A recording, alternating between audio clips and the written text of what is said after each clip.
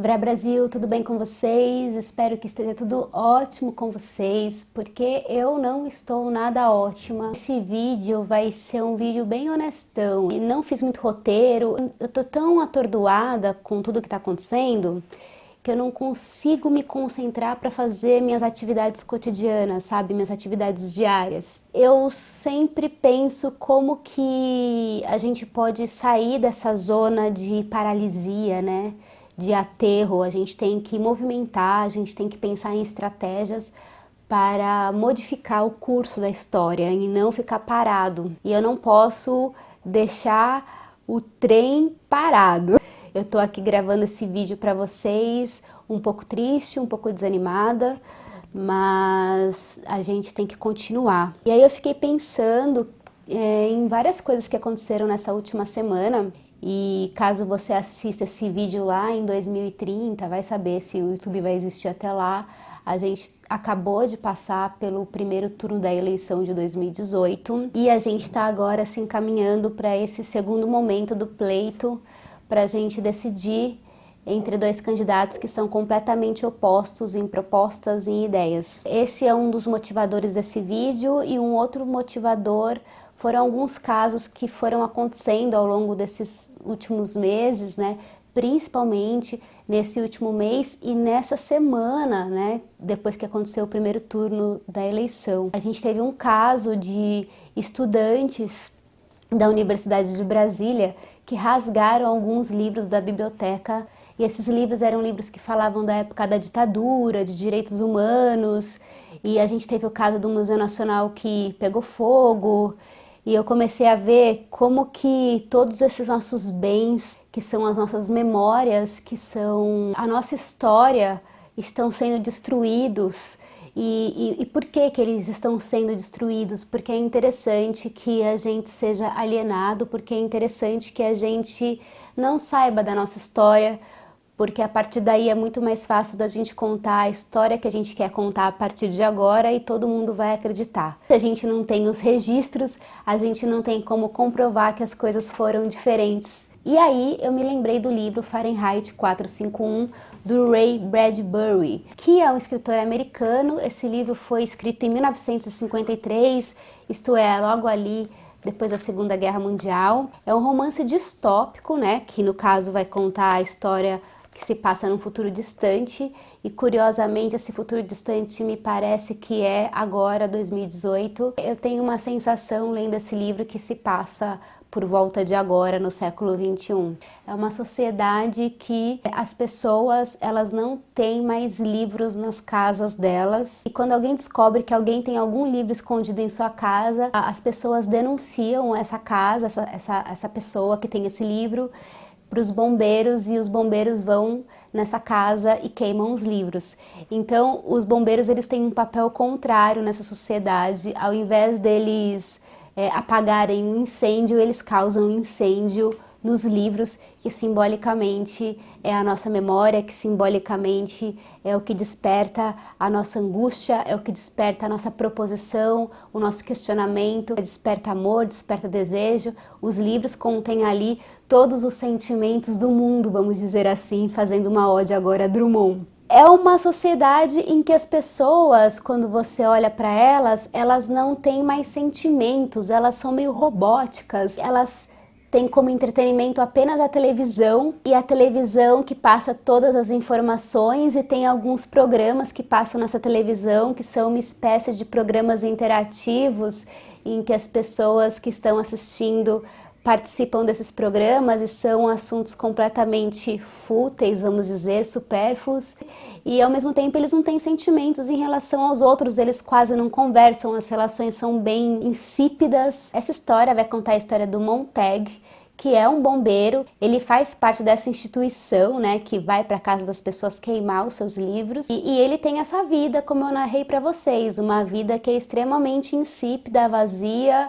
Só que ele também não se dá conta disso, porque já está tão naturalizado aquele sentimento dele naquele lugar, as pessoas todas vivem desse jeito, que para ele tá tudo bem, tá tudo certo. Porém, acontece uma coisa, porque toda sociedade que ela é totalitária, ditadora de alguma forma, sempre, sempre, sempre, sempre vai ter alguém que vai ser da resistência. E ainda bem que sempre tem alguém que vai ser da resistência, que vai contra tudo isso, que vislumbra lá na frente, que sabe que tá alguma coisa errada, que aparece. Sempre existe essa figura, tanto na ficção como na vida real.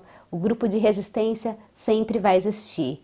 Nós não vamos desistir. Nós sempre vamos resistir. Esse Montag, um dia ele conhece uma garota que chama Clarice, e essa garota ela tem por volta dos seus 17 anos e ela de repente um dia na rua começa a conversar com ele. Ele se espanta porque as pessoas elas não conversam nessa sociedade, e ela começa a conversar com ele, ela começa a fazer com que ele olhe para as coisas ao redor, para a natureza, para as casas, e ela começa a indagar ele sobre várias coisas. Ela pergunta sobre o trabalho dele, o que ele faz, ele fala que queima livros, ela pergunta por que ele não gosta dos livros, e ele fala que os livros não tem nada de bom para ensinar para ele, que não tem nada de bom para ensinar para ninguém.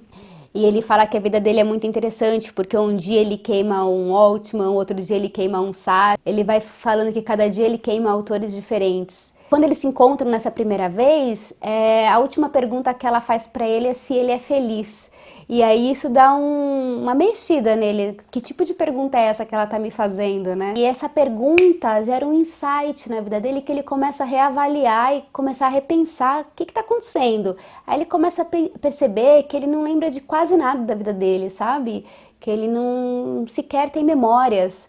E aí acontece um segundo evento que vai dar uma reviravolta de vez na vida dele, na trajetória desse personagem, que uma mulher que tem uma casa cheia de livros, ela é denunciada, e aí eles vão para essa casa para queimar os livros todos dela, e a mulher, essa senhora que está na casa, ela se recusa a sair daquele lugar, ela se recusa a sair de perto dos livros.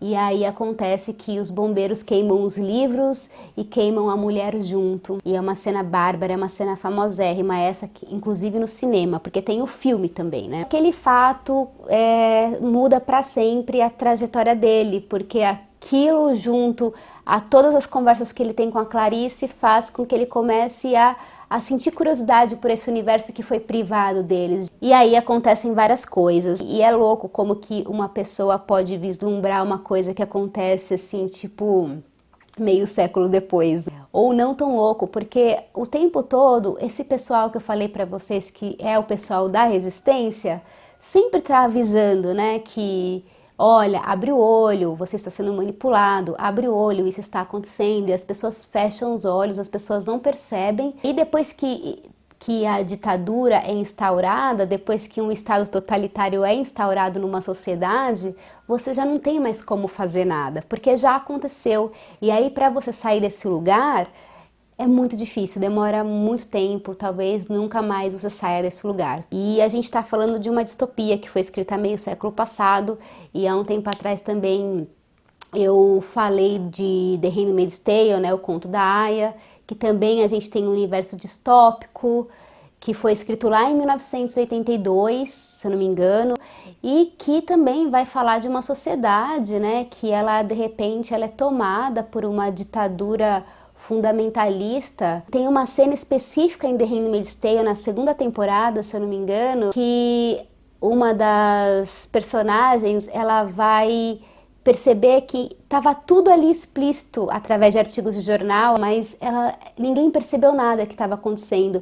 Então é aquela história, né, que a ditadura não tem hora para começar, ela não tem data de estreia, ela acontece. E a primeira coisa que vão te tomar é o seu poder de argumentação.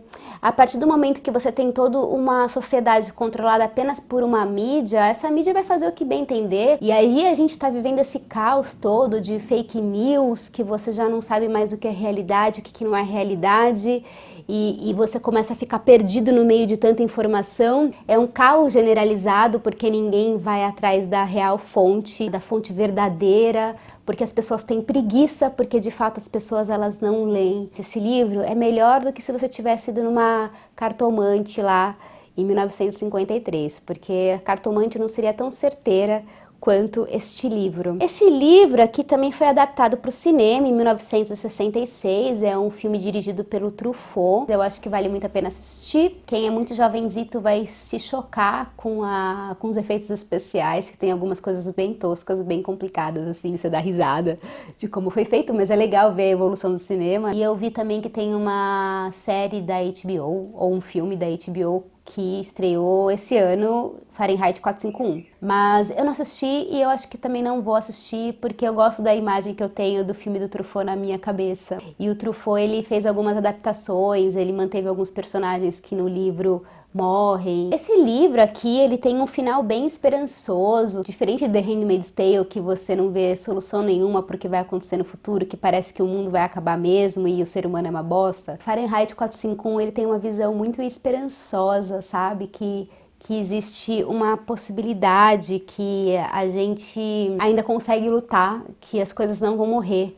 Porque ele coloca no final do livro uns personagens que são os personagens que guardam as memórias, que eles vivem num lugar distante e esses personagens, eles também queimam os livros, mas eles só queimam os livros depois que eles decoram. Cada um é como se fosse um livro.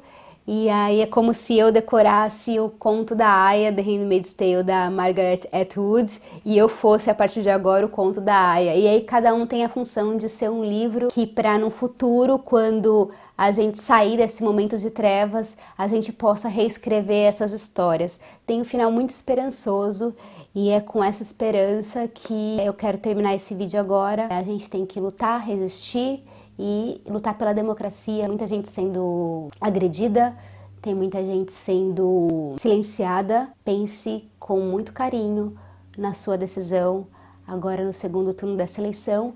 E para quem chegou até aqui, que eu não sei se alguém chegou até aqui, eu vou deixar recomendado para vocês 2 canais que eu tenho acompanhado muito para me orientar politicamente, que para mim é um afago no meu coração, no meu intelectual, que é o canal da Sabrina, do Tese 11, e da Débora Baldin, que o canal dela chama Débora Baldin mesmo.